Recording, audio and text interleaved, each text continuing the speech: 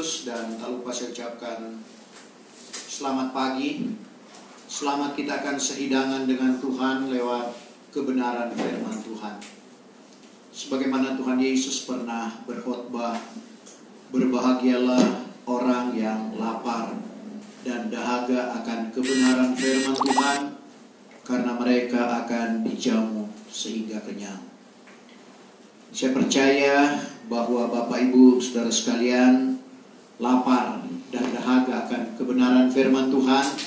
Sebab itu pada pagi hari ini boleh datang bersama-sama, bahkan yang ada di rumah masing-masing, untuk berbakti, memuji, memuliakan dan mengagungkan nama Tuhan, terutama untuk mendengarkan kebenaran firman Tuhan. Untuk itu saya tidak berkomentar lebih panjang lagi. Kita akan membaca firman Tuhan yang saya ambil di dalam kitab Wahyu pasal yang ketiga, ayat 14 sampai ayatnya yang ke-22. Wahyu pasal yang ketiga, ayat 14 sampai ayat 22. Untuk menghormati pembacaan firman Tuhan, saya jemput Bapak Ibu Saudara sekalian bangkit berdiri. Surat kepada sidang jemaat Laodikia yang keadaannya suam. 14. Suratkanlah kepada malaikat sidang jemaat yang di Laodikia seperti yang demikian. Inilah sabda daripada Dia yang bernama Amin, yaitu saksi yang setiawan dan benar, awal segala kejadian Allah. Aku tahu segala perbuatanmu. Engkau itu sejuk pun tidak, hangat pun tidak. Aku suka jikalau engkau sejuk atau hangat. Oleh sebab engkau begitu suam dan hangat pun tidak, sejuk pun tidak, maka aku hendak meludahkan engkau dari dalam mulutku. Dengan sebab katamu, aku kaya, dan sudahlah aku beroleh kekayaan, dan satu pun tiada kekurangan padaku. Padahal tiada engkau mengetahui bahwa engkaulah orang malang dan yang tiada terkasihan, dan miskin dan buta dan bertelanjang. Sebab itu aku ikhtiarkan engkau membeli kepadaku emas yang sudah beruji dengan api, supaya engkau kaya, dan pakaian putih, supaya engkau berkain, dan jangan ketara malu keadaanmu yang bertelanjang, dan lagi mencelak matamu, supaya engkau boleh nampak. Maka seberapa banyak orang yang kukasihi, aku tegur dan ajar. Sebab itu berusahalah serta bertobat. Tengoklah, aku berdiri di muka pintu sambil mengetuk. Jikalau barang seorang mendengar suaraku serta membukakan pintu, maka masuklah aku kepadanya, lalu makan dengan dia dan ia dengan aku. Maka orang yang menang aku memberi dia di atas arasku, sebagaimana aku juga memang serta duduk, sebagaimana aku juga menang serta duduk dengan Bapakku di atas arasnya. Barang siapa yang bertelinga, hendaklah ia mendengar kata Roh kepada segala sidang jemaat. Terima kasih. Puji Tuhan. Silakan duduk. Firman Tuhan yang kita baca pada pagi hari ini merupakan suratan Rasul Yahya kepada jemaat yang ada di Laodikia. Jemaat yang ketujuh yang dinasihatkan oleh Tuhan lewat Rasul Yahya pada waktu dia menerima wahyu di Pulau Patmos. Karena dalam pasal 2 dan pasal 3 ini sekali lagi ada 7 sidang jemaat yang tadinya mereka pada dasarnya telah menerima pengajaran rasuli, pengajaran yang diwahyukan oleh Tuhan. Tapi seiring waktu yang berjalan, mereka mulai terpengaruh dengan keadaan situasi dunia. Hanya sidang jemaat Philadelphia yang memang bertahan meskipun kuasanya sedikit, Tetapi mereka tidak menyangkal akan nama Tuhan. Mereka tetap berdiri pada kebenaran firman Tuhan. Dan kita lihat nasihat kepada sidang jemaat Laodikia. Apa yang kita sudah baca. Dikatakan, suratkanlah kepada sidang jemaat Laodikia yang keadaannya suam. Laodikia artinya demokrasi. Dalam ayat 14, bagaimana Tuhan memperkenalkan dirinya kepada malaikat sidang. Malaikat sidang adalah gembala sidang dari jemaat Laodikia.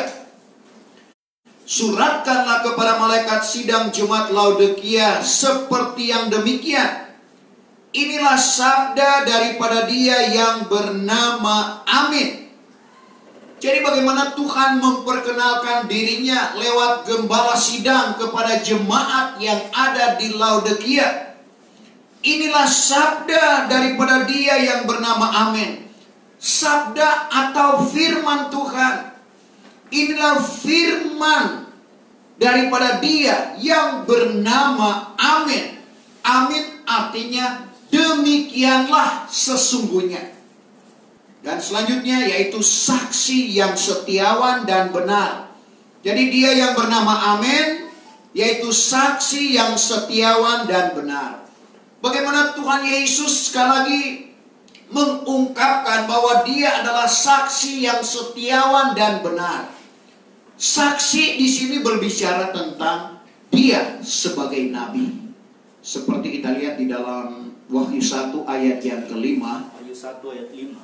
Dan daripada Yesus Kristus yang menjadi saksi yang setiawan. Daripada Yesus Kristus yang menjadi saksi yang setiawan, berbicara Dia sebagai nabi, bagaimana apa yang difirmankan oleh Bapa kepadanya, itulah yang Dia firmankan juga kepada murid-muridnya dan orang-orang yang mendengar pada waktu itu. Yaitu yang menjadi sulung dari antara orang mati. Sulung dari antara orang mati. Dan yang menjadi penghulu di atas segala raja di dunia ini. Maka bagi Dia yang mengasihi kita dan yang sudah melepaskan kita daripada segala dosa dengan darahnya. Jadi kita lihat di dalam ayat ini ada 3 jawatan yang dimiliki oleh Tuhan. Tadi saksi yang setiawan sebagai nabi. Sulung dari antara orang mati, Dia sebagai imam besar. Pekerjaan imam besar pada perjanjian lama, di mana mengadakan grafirat untuk penebusan, di mana membawa darah binatang sesuai dengan ekonomi yang ada pada waktu itu. Kalau dia kaya lembu, darah lembu itulah yang dipersembahkan oleh imam besar untuk menghapus dosanya. Jadi sebagai imam besar, Yesus bukan membawa darah binatang, tapi darahnya sendiri mengerjakan penebusan yang kekal bagi Bapak, Ibu, saya dan saudara. Dan raja di atas segala raja. Jadi 3 jawatan ini sebagai nabi, sebagai imam besar, dan sebagai raja segala raja yang akan datang untuk membinasakan zaman antikris dan untuk membangkitkan orang-orang yang sudah mati, yaitu mati di dalam Tuhan. Jadi kita perhatikan, Yesus mengungkapkan bahwa Dia adalah firman yang bernama Amin, yaitu saksi yang setiawan. Sebagai nabi yang setia. Saudara, bukti kesetiaan Tuhan bagaimana Paulus mengungkapkan kepada jemaat yang ada di Filipi. Setiawan asal kata setia. Setia pengertiannya patuh atau taat. Dalam Filipi pasal 2 ayatnya yang ke-8, bagaimana dia taat sampai mati, setia sampai mati. Filipi 2 ayat yang ke-8. Ia sudah merendahkan dirinya. Ia sudah merendahkan dirinya. Dan taat sehingga sampai kepada maut. Taat sehingga sampai kepada maut. Yaitu mati tersalib. Mati tersalib. Merendahkan diri artinya sebenarnya dia mampu, tapi dia tidak lakukan itu. Dia sebagai Allah mampu untuk tidak mengalami kematian. Tapi skenario Bapa yang mengharuskan dia untuk mati. Karena dengan kematian Kristus, kita tadinya yang jauh, kita yang digolongkan sebagai orang kafir, boleh memperoleh keselamatan. Tadinya jauh, sebagai kafir, tidak ada pengharapan, tidak bertuhan, dan otomatis tidak ada keselamatan. Tapi sekali lagi, dengan ketaatan Tuhan Yesus Kristus, bagaimana Dia telah menderita dan mati untuk menebus dosa Bapak, Ibu, saya, dan saudara. Dia telah menunjukkan ketaatannya. Dia telah menunjukkan kesetiaannya. Demikian juga yang Tuhan inginkan di dalam kehidupan kita. Sebagaimana suratan Paulus yang ditujukan kepada anak didiknya Timotius. Pada suratannya yang kedua, dalam pasal 2 ayatnya yang kedua. 2 Timotius 2 ayat yang kedua. Dan barang yang telah engkau dengar daripada aku di antara banyak orang saksi. Barang apa yang Timotius dengar daripada Paulus di antara banyak orang saksi. Amanatkanlah kepada orang yang setiawan. Amanatkanlah kepada orang yang setiawan. Yang akan berlayak mengajar orang lain pula. Yang berlayak untuk mengajar orang lain pula. Tidak semua orang berlayak.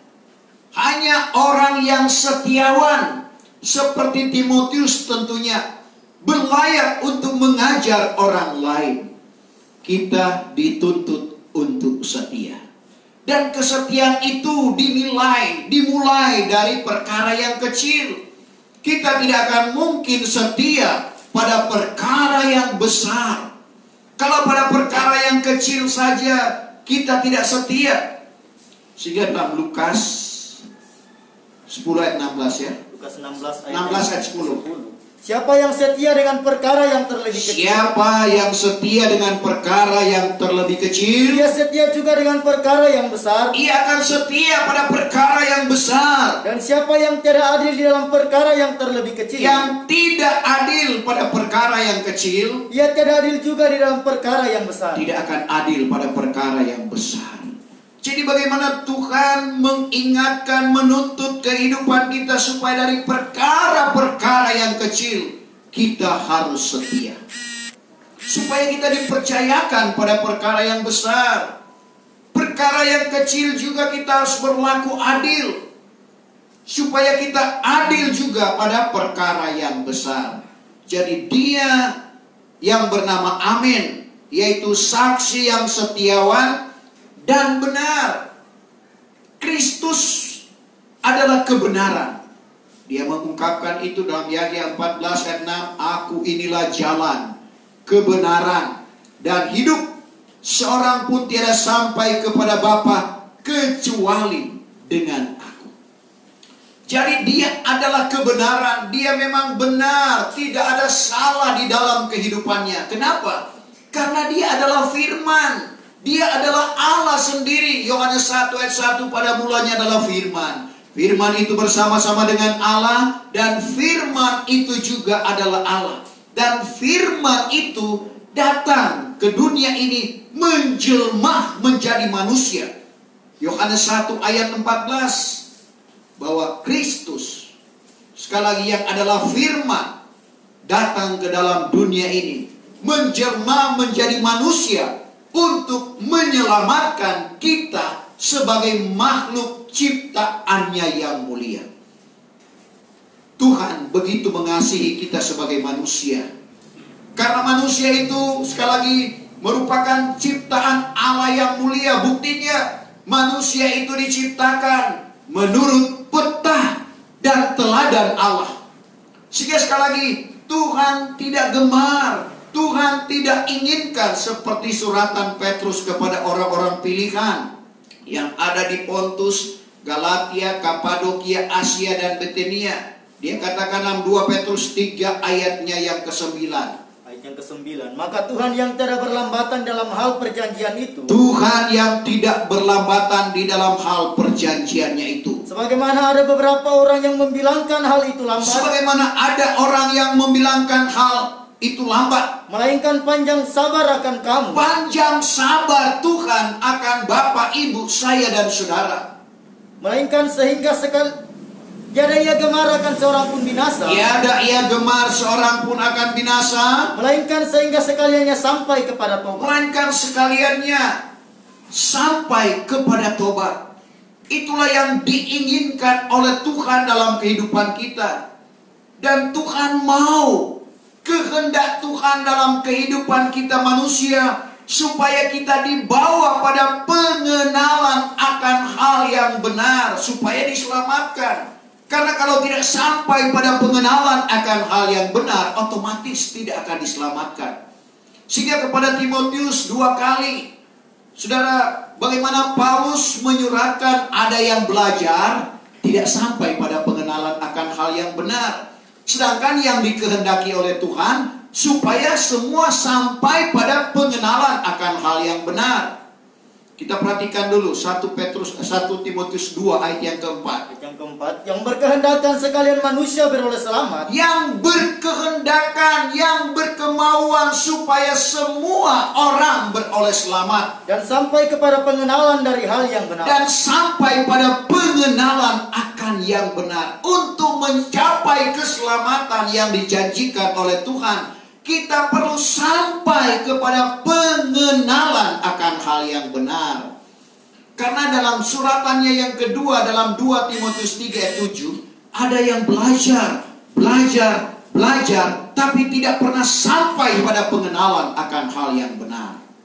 2 Timotius 3 ayat 7, yang senantiasa belajar, tapi tidak pernah sampai kepada pengenalan akan yang benar. Tidak pernah sampai kepada pengenalan akan yang benar. Apa yang menyebabkan sehingga tidak sampai pada pengenalan akan hal yang benar?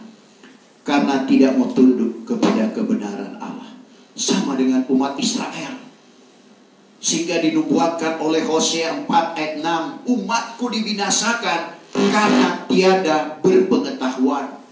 Umat Israel kalau berbicara tentang pengetahuan sekuler, diakui dunia 90 sekian persen penemuan yang ada di dunia ini ditemukan oleh orang-orang Yahudi, orang Israel. Karena pengetahuan mereka luar biasa. Teknologi yang canggih, saudara, ada, mereka miliki. Tapi sayang sekali, dalam pengetahuan firman Allah, seperti yang disaksikan oleh Paulus kepada jemaat yang ada di Roma, ada giat kepada Allah, ada usaha kepada Allah, tapi sayangnya tidak berpengetahuan. Kenapa? Tidak tunduk pada kebenaran Allah. Roma 10 ayat 1 sampai ayatnya yang ketiga. Pertama, hai saudara-saudaraku. Hai saudara-saudaraku. Kehendak hatiku dan doaku kepada Allah. Kehendak hatiku dan doaku kepada Allah. Yaitu karena orang Israel. Supaya mereka itu beroleh selamat. Karena aku menyaksikan bagi mereka itu. Paulus menyaksikan bagi mereka itu. Bahwa mereka itu ada suatu usaha kepada Allah. Mereka ada usaha, ada giat kepada Allah, tapi tidak dengan berpengetahuan. Karena sebab tidak mengenal kebenaran Allah. Dan sebab hendak mendirikan kebenarannya sendiri. Mendirikan kebenaran manusianya sendiri, bukan kebenaran Allah. Maka tiadalah mereka itu menaklukkan dirinya kepada kebenaran Allah. Mereka tidak tahu kepada kebenaran Allah. Itu umat Israel, umat pilihan Allah. Saudara, bukti ketidakberpengetahuan mereka dari hal kebenaran firman Allah. Tuhan sudah datang, mereka menolak. Saudara, sebenarnya dalam Yohanes 1 ayat 11, Kristus itu datang untuk kaumnya, untuk miliknya, yaitu umat Israel. Tapi mereka menganggap dia bukan Tuhan. Kalau mereka menganggap dia Tuhan, kenapa dia harus disalibkan? Jadi mereka menganggap bahwa dia benar-benar hanyalah anak Maryam dan Yusuf, si tukang kayu itu. Itulah satu kebodohan bagi umat Israel. Tuhan sudah datang, mereka tolak. Bukan hanya sekedar tolak, tapi membawa Kristus sebagai Tuhan di kayu salib. Tapi itu merupakan satu keberuntungan bagi Bapak, Ibu, saya dan saudara. Karena Tuhan tidak kehendaki seorang pun akan dibinasakan. Sehingga keselamatan itu menjadi milik semua orang. Bukan lagi hanya umat Israel, bukan hanya umat pilihan Allah. Tapi Yohanes 1 ayat yang ke-29 berkata, Yahya 1 ayat yang ke-29, pada keesokan harinya itu nampak Yesus datang kepadanya, lalu katanya, lihatlah anak domba Allah. Lihatlah anak domba Allah yang mengangkut dosa isi dunia. Yang mengangkut dosa isi dunia. Lihat anak domba Allah. Siapakah anak domba Allah? Yang tidak lain berbicara tentang Tuhan Yesus Kristus, yang mengangkut dosa isi dunia dengan kematian dan kebangkitannya. Untuk itu sekali lagi, bagaimana Tuhan memperkenalkan dirinya kepada jemaat yang ada di Laodikia lewat gembala sidang. Inilah sabda daripada Dia yang bernama Amen, yaitu saksi yang setiawan dan benar, awal segala kejadian Allah.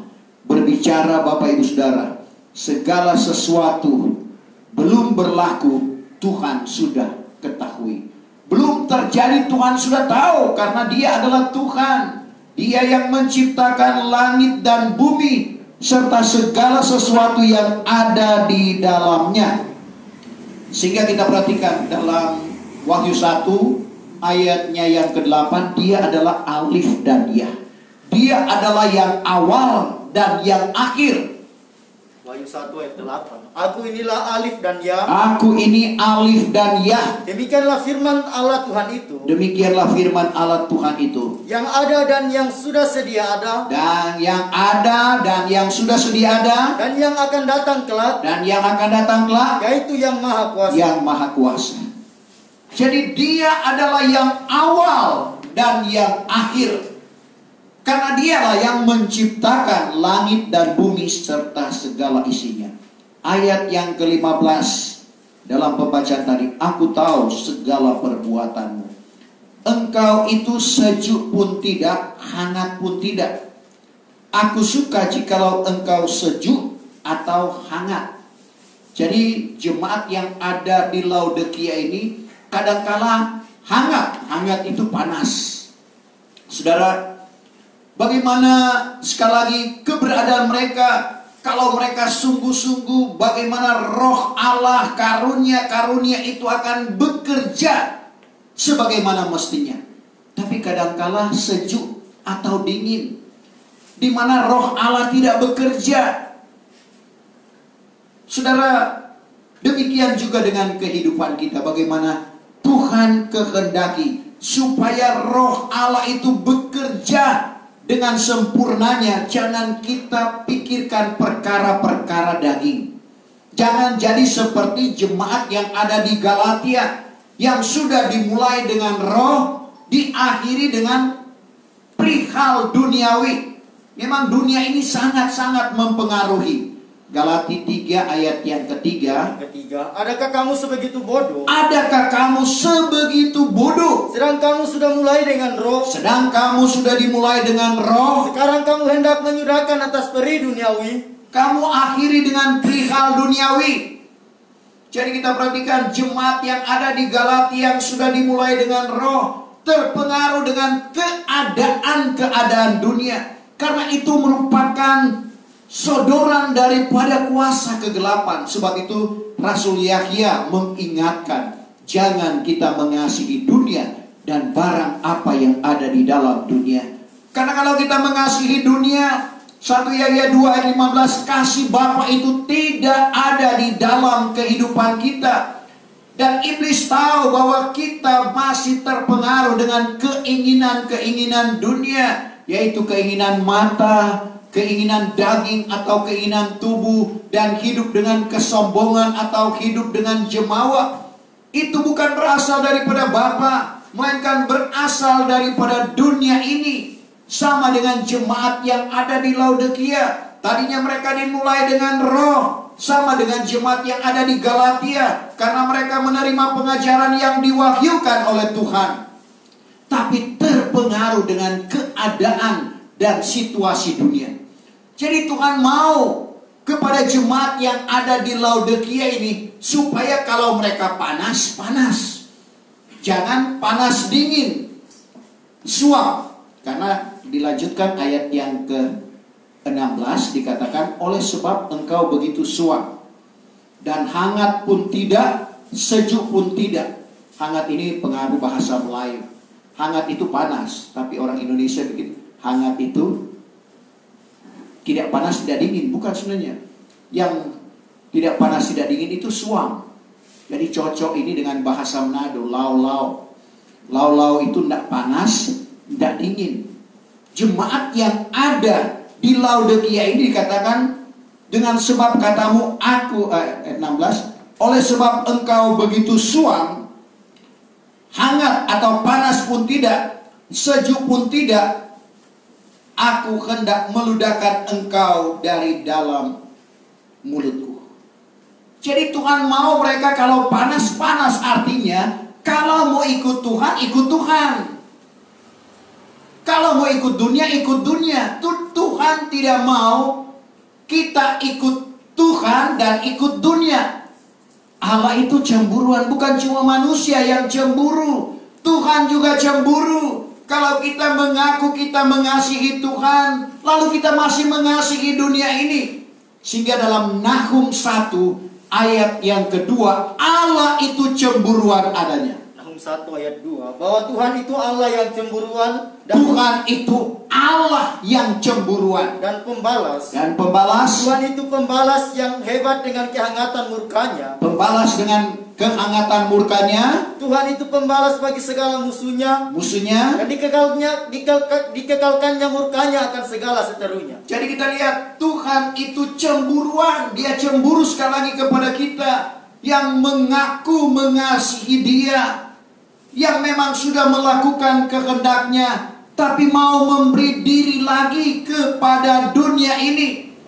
Jemaat yang ada di Laodikia, mereka suam, tidak panas, tidak dingin. Ternyata Tuhan tidak mau yang demikian. Sama juga dengan Bapak, Ibu, saya dan saudara. Tuhan tidak mau kita mengikut Tuhan lalu mengikut dunia ini. Itu najis pada pemandangan Tuhan.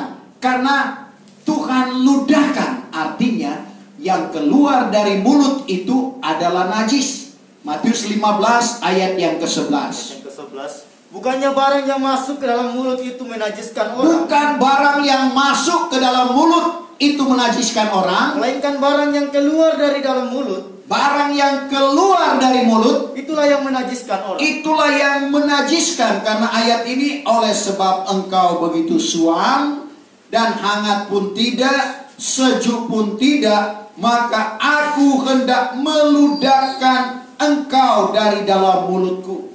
Keluar dari mulut Tuhan najis, Bapak Ibu Saudara. Tentunya kita tidak mau kita digolongkan sebagai orang yang najis pada pemandangan Tuhan.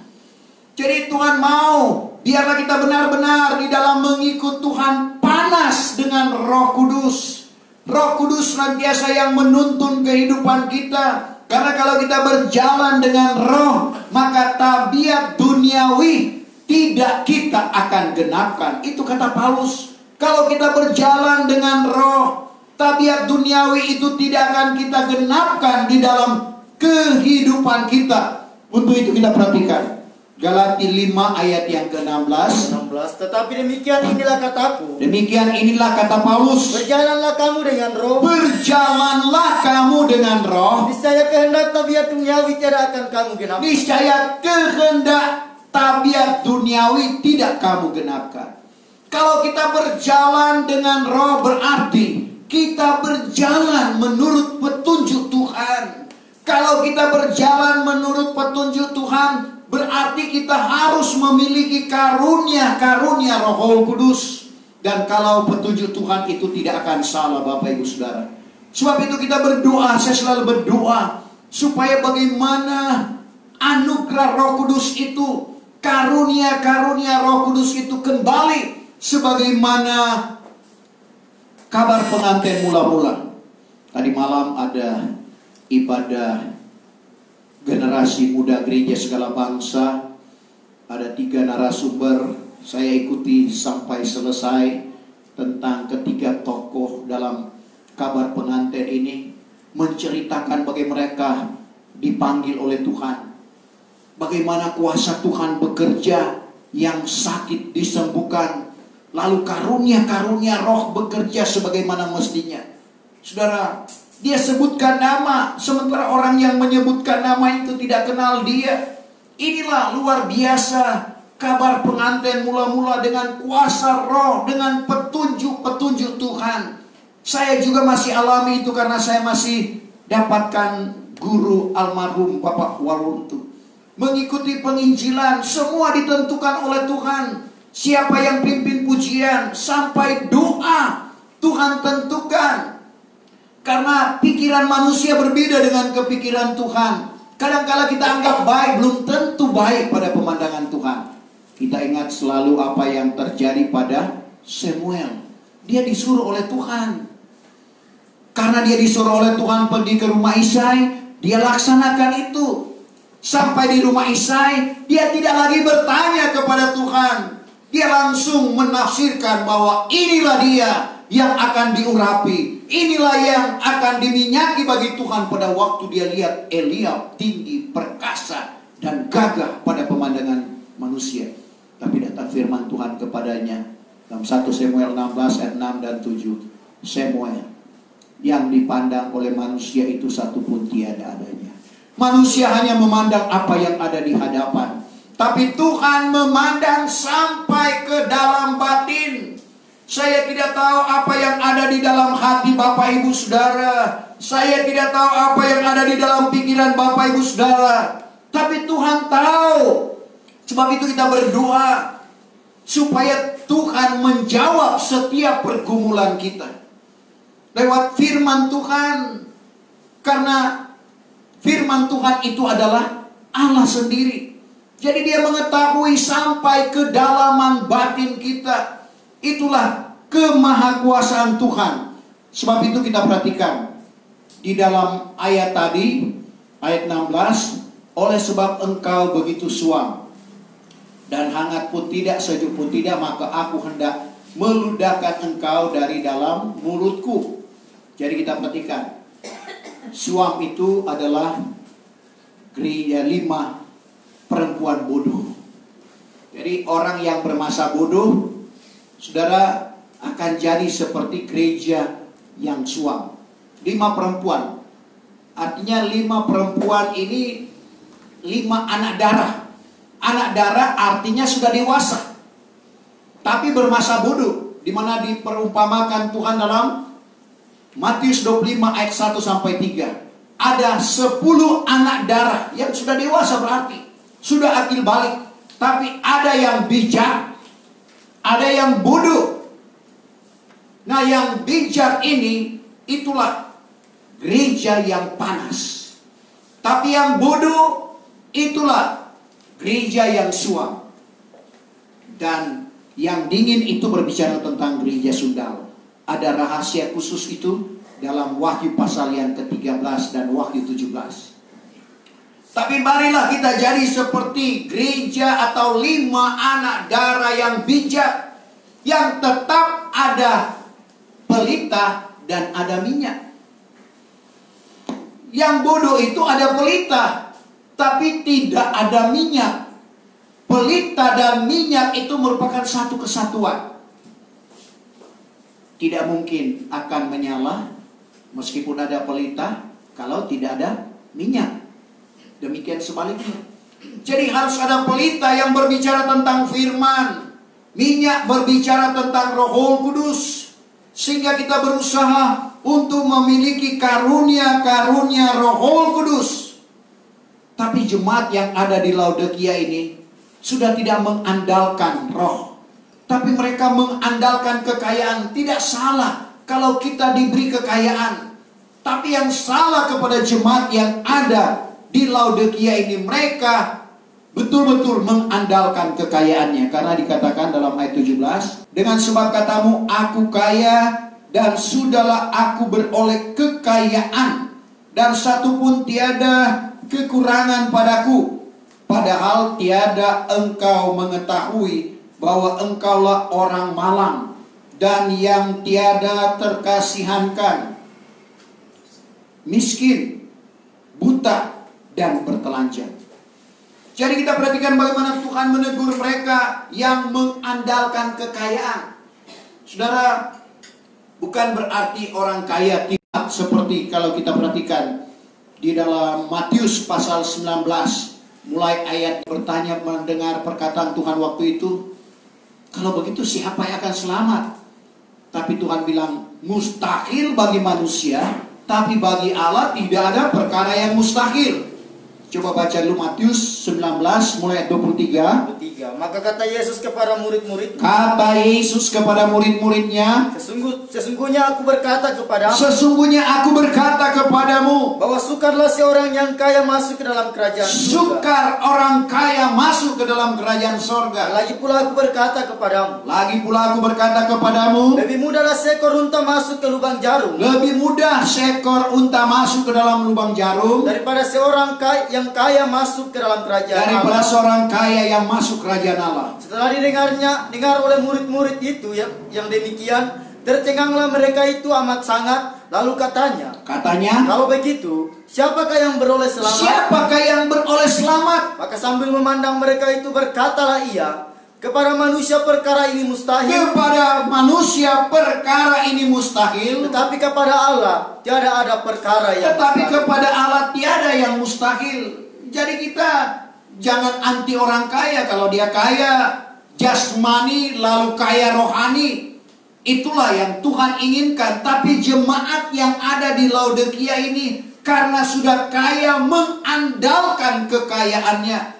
Mereka tidak lagi mengandalkan Tuhan. Mereka tidak mengutamakan Tuhan lagi. Sehingga dikatakan, dengan sebab katamu aku kaya, dan sudahlah aku beroleh kekayaan, dan satu pun tiada kekurangan padaku. Padahal tiada engkau mengetahui engkaulah orang malang, orang sial, dan yang tiada terkasihankan, miskin, buta, bertelanjang. Di pemandangan mereka, di pemandangan Tuhan, jemaat Laodikia dianggap miskin. Sudah miskin rohani, buta rohani, telanjang rohani. Sedangkan kita lihat keberhasilan Ayub di dalam kehidupannya, karena dia menutupi ketelanjangannya dengan pakaian dan berselimutkan kebenaran, keadilan. Kalau Ayub 29 ayat 14, biarlah itu juga menjadi milik dan bagian kita. Kita berpakaikan kebenaran. Pakaian kita adalah firman Allah. Selimut keadilan, bahkan serban. Coba kita perhatikan. Ayub 29 ayat yang ke-14. Aku sudah berpakaikan kebenaran. Aku sudah berpakaikan kebenaran. Yang bagiku akan pakaian. Yang bagiku akan pakaian. Keadilan sudah menjadi baju selimutku. Keadilan sudah menjadi baju selimutku. Dan lagi serbanku. Serban, saudara. Serban itu ditaruh di kepala. Di kepala ada kepikiran, kemauan, dan kehendak. Kalau kita tutupi dengan keadilan, kalau kita tutupi dengan kebenaran, artinya kebenaran itu yang menutupi ketelanjangan kita sampai di kepala kita. Saudara, maka kita akan lihat bagaimana pertolongan demi pertolongan Tuhan. Sehingga Ayub yang diuji sedemikian rupa, dia mampu bertahan.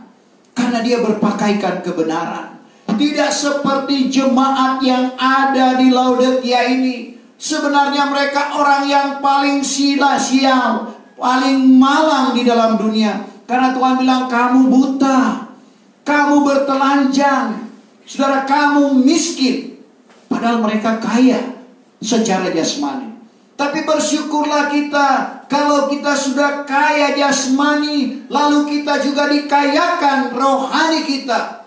Sebagaimana jemaat yang ada di Korintus, bagaimana Tuhan kayakan mereka dengan pengetahuan dan pemberitaan. Tentunya pengetahuan firman.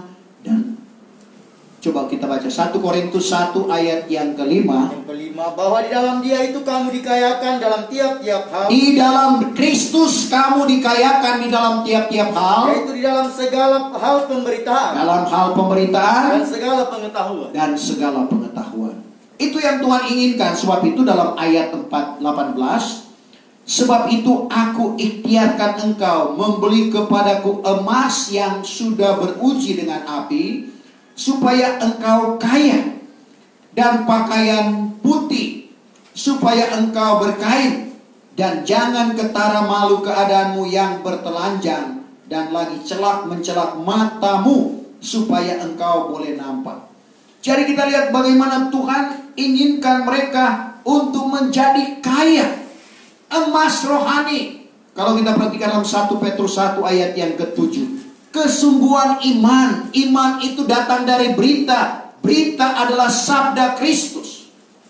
1 Petrus 1 ayat yang ke-7. Supaya kesungguhan imanmu yang diuji itu. Supaya kesungguhan imanmu yang diuji itu. Yang lebih indah daripada emas yang akan binasa. Lebih indah daripada emas yang akan binasa. Walaupun berlebur uji dengan api. Walaupun berlebur uji dengan api. Didapati mendatangkan puji. Didapati mendatangkan puji. Dan kemuliaan serta kehormatan. Kemuliaan serta kehormatan. Pada masa Yesus Kristus kelihatan. Pada masa Yesus Kristus kelihatan kelak. Jadi demikian juga dengan kita. Supaya kita memiliki emas rohani. Kekayaan rohani yang tidak lain berbicara tentang firman Allah yang benar. Firman Allah yang betul. Berarti ada firman Allah yang salah. Yang salah dalam arti kata menguraikannya. Sama-sama firman Alkitab. Tapi ada yang salah di dalam menguraikan. Sehingga dalam Mazmur 19 ayat 9. Bahwa firman Allah itu betul. 19 ayat 9. Maka segala firman Tuhan itu betul. Firman Allah itu betul dan menyukakan hati. Bahwa hukum Tuhan itu suci. Hukum Tuhan itu suci. Dan ia itu menerangkan mata. Menerangkan mata. Sehingga mata kita jelas melihat keadaan situasi dunia. Banyak orang yang bingung saat ini kenapa terjadi demikian. Tapi kita yang matanya jelas menerangkan mata. Ini adalah penggenapan firman Tuhan. Masa sukar akan datang. Paulus berkata 2 Timotius 3:1, perhatikan akhir zaman. Perhatikan hari-hari terakhir. Akan datang masa yang sukar. Dan ini mulai terbukti Bapak Ibu Saudara. Firman Allah tidak salah. Firman Allah itu betul. Dan sudah teruji. Mazmur 119 ayat 140. 119 yang ke-140 bahwa firman-Mu itu telah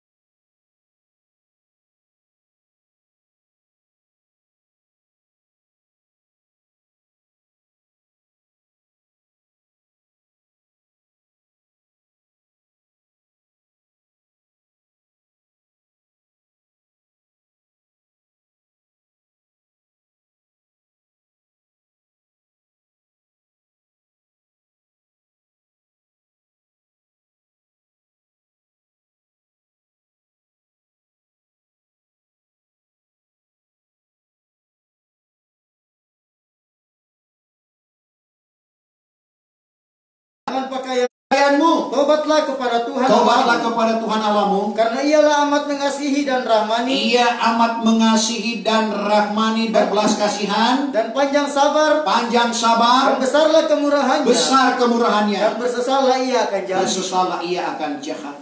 Dan pakaian kita Al-Khatib atau Pengkhotbah pasal 9 ayat 8 tetap putih. Jangan sampai pakaian kita koyakan atau pakaian kita cemarkan.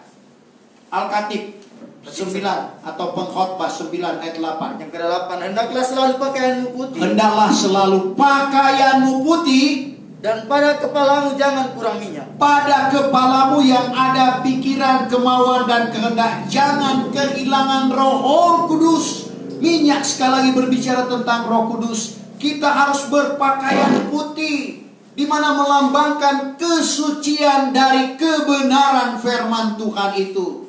Seperti kata Agur bin Jakai dalam Amsal 30 ayat 5. Bahwa firman Tuhan itu amat suci dan ia merupakan perisai di dalam kehidupan kita. Jangan engkau menambahi barang sesuatu, jangan engkau didapati seorang pembohong. Bagaimana sekali lagi kita tetap di dalam firman Allah yang benar. Hendaklah pakaianmu putih, Bapak Ibu Saudara. Firman Tuhan jangan kita koyakkan, tetapi justru hati kita lah yang kita koyakkan. Sebab itu dalam Matius 22 ayat 11 sampai ayat 13, bagaimana dalam perumpamaan perjamuan yang besar ada orang yang tidak berpakaian perjamuan kawin. Saudara, Tuhan bilang ikatkanlah, buanglah keluar, di sana lekat tangisan dan kertak gigi. Matius 22 ayat yang ke-11. Maka masuklah raja itu hendak melihati orang yang dijamu itu. Lalu dilihatnya di situ seorang yang tidak memakai pakaian perjamuan kawin. Ada yang tidak memakai pakaian perjamuan kawin. Maka berkitalah ia kepadanya. Hai Tolan, bagaimanakah engkau masuk kemari dengan tiada memakai pakaian perjamuan kawin? Masuk kemari dengan tiada berpakaian pengantin? Begitu juga pada waktu pernikahan atau pesta perjamuan kawin anak domba. Orang-orang yang akan masuk ke sana adalah orang-orang yang berpakaian pakaian pengantin, yaitu karunia-karunia Roh Kudus harus kita miliki. Maka kebenganganlah orang itu. Maka titah baginda itu kepada hambanya, ikatlah kaki tangannya. Buangkan ke dalam gelap yang di luar. Buangkanlah ke dalam gelap yang di luar. Di sanalah kelak tangisan dan kertak gigi.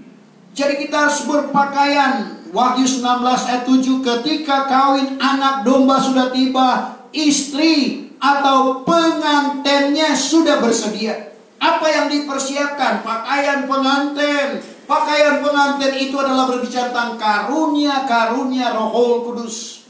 Dan sekali lagi, kita perlu kembali ke kabar pengantin mula-mula. Bagaimana karunia Roh Kudus itu berjalan dengan sempurna, sehingga selalu petunjuk-petunjuk Tuhan yang berlaku. Dan luar biasa kalau Tuhan yang memberikan petunjuk lewat karunia Roh Kudus. Sebab itu 1 Korintus 14 ayat 1, bagaimana Paulus menginginkan, bagaimana Paulus menasehatkan jemaat yang ada di Korintus untuk merebut karunia yang rohani. Hambat dalam pengertian saudara kejar. Karena ternyata hambat, saya pikir hambat itu tahan. Tapi dalam kamus besar bahasa Indonesia karangan Purwadarminta, hambat itu juga kejar. Coba kita baca 1 Korintus 14 ayat 1. Yang pertama, hambatlah olehmu kasih itu. Dan lagi usahakanlah dirimu akan beroleh segala karunia yang rohani. Usahakanlah dirimu beroleh segala karunia yang rohani. Tetapi terlebih pula supaya kamu bernubuat. Jadi usahakanlah dirimu memperoleh segala karunia yang rohani. Terlebih supaya kamu bernubuat. Paulus seolah-olah menonjolkan karunia nubuatan. Kenapa? Karena fungsi dari karunia nubuatan itu ayat 3, meneguhkan iman, menasehatkan, dan memberikan penghiburan. 1 Korintus 14 ayat 3. Tetapi orang yang bernubuat itu yang mengatakan kepada manusia perkataan yang meneguhkan iman, dan nasihat dan penghiburan. 3 fungsi dari karunia nubuatan, sekali lagi, meneguhkan iman, menasehatkan, dan memberikan penghiburan. Ayat selanjutnya ayat 19 dalam pembacaan tadi, maka seberapa banyak orang yang kukasihi, aku tegur dan ajar, sebab itu berusahalah serta bertobat. Yang dikasihi oleh Tuhan, Tuhan tegur, Tuhan ajar. Anak-anak yang diterima oleh Tuhan dipukul, kata Paulus kepada jemaat yang ada di Ibrani. Ibrani pasal 12 ayatnya yang ke-6. Ibrani 12 ayat 6. Karena orang yang dikasihi oleh Tuhan itu, diajarnya, dan tiap-tiap anak yang diterimanya itu, dipukulnya. Itulah sebabnya Raja Soleman, raja yang penuh dengan hikmat, di dalam Amsal pasal 3 ayat yang ke-12. Apa katanya di sana? Yang ke-12, Karena disiksa Tuhan akan barang siapa yang dikasihinya. Disiksa Tuhan akan barang siapa yang dikasihinya. Seperti seorang bapa akan anak yang disukainya. Seperti seorang bapa yang menyukai anaknya. Jadi kita perhatikan, kadang-kala kita disiksa, tapi itu bukti kasih Allah. Dan ini memang bertentangan dengan teologi kemakmuran. Teologi kemakmuran maunya yang enak, yang berkat-berkat. Tapi kadang-kadang Tuhan izinkan, saudara, untuk memproses kehidupan kita. Kadang-kadang kita merasa kita ini disiksa. Sebab itu jangan kita siap demikian. Karena segala sesuatu yang terjadi di dalam kehidupan kita manusia itu atas seizin Tuhan. Kalau Tuhan tidak izinkan, itu tidak akan berlaku. Sehingga Bapak Ibu Saudara, kita perlu senantiasa melihat akan kebenaran firman Tuhan. Ayat 20. Tengoklah, aku berdiri di muka pintu sambil mengetuk. Jikalau barang seorang mendengar suaraku serta membukakan pintu, maka masuklah aku kepadanya, lalu makan dengan dia dan ia dengan aku. Inilah kedisiplinan Tuhan yang selalu saya katakan. Tuhan berdiri di muka pintu hati kita. Kadang-kala lewat rohnya mengetuk pintu hati kita. Kalau kita buka, dia masuk. Tapi kalau kita tutup, dia tidak akan masuk. Tidak seperti iblis. Kadang-kala kita tutup pintu rapat, dia berusaha mendobrak. Apalagi kalau kita berikan kesempatan. Sebab itu Paulus katakan dalam Efesus 4 ayat 27, jangan beri tempat kepada iblis. Sedangkan kita tidak beri tempat, sekali lagi dia bisa memaksa. Efesus 4 ayat 27. Jangan kamu beri tempat kepada iblis. Jangan kamu beri tempat kepada iblis. Kalau kita beri peluang, kesempatan. Kita tidak beri peluang saja, dia berusaha dengan segala daya upaya untuk menjatuhkan kehidupan kita. Dan selanjutnya ayat 21, maka orang yang menang, aku memberi dia duduk dengan aku di atas arasku, sebagaimana aku juga menang serta duduk dengan Bapakku di atas arasnya. Artinya kita diberi kesempatan untuk memerintah bersama-sama dengan Tuhan. Ada dua periode yang Tuhan siapkan. Periode yang pertama, kalau di dunia ini pemerintahan 5 tahun. Orang berusaha dengan segala upayanya. Kalau perlu segala harta kekayaannya habis. Ada yang sudah habis miliaran, tidak terpilih. Stres. Itu hanya berusaha untuk sebagian, memerintah di sebagian tempat di dunia ini.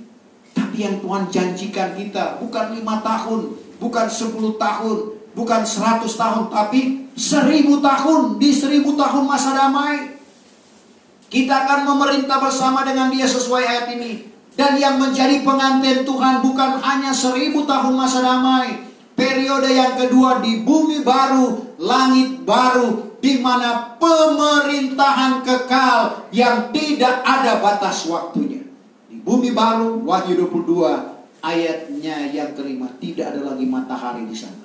22 ayat yang kelima. Maka tidaklah ada malam lagi kelak. Tidak akan ada malam lagi kelak. Dan mereka itu tiada berkehendakan cahaya pelita. Tidak berkehendakan cahaya pelita. Dan cahaya matahari. Dan cahaya matahari. Karena Tuhan yaitu Allah. Tuhan yaitu Allah akan menerangkan mereka itu. Akan menyinari, menerangkan mereka itu. Dan mereka itu akan memerintah kelak selama-lamanya. Mereka akan memerintah selama-lamanya. Dalam Wahyu 20 ayat 6 itu pemerintahan 1000 tahun masa damai. Wahyu 22 ayat 5 itu pemerintahan di bumi baru punya.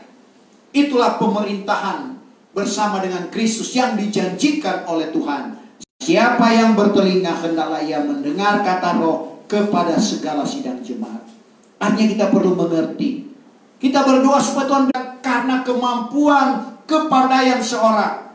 Tapi dikaruniakan, Matius 13 ayat 11, kepada kamu dikaruniakan untuk mengerti rahasia kerajaan sorga. Kita berdoa supaya kita yang bertelinga ini mengerti, memahami. Efesus 5 ayat 17, jangan kamu bodoh, melainkan hendaklah mengerti apa kehendak Tuhan. Saya jemput kita bangkit berdiri. Kita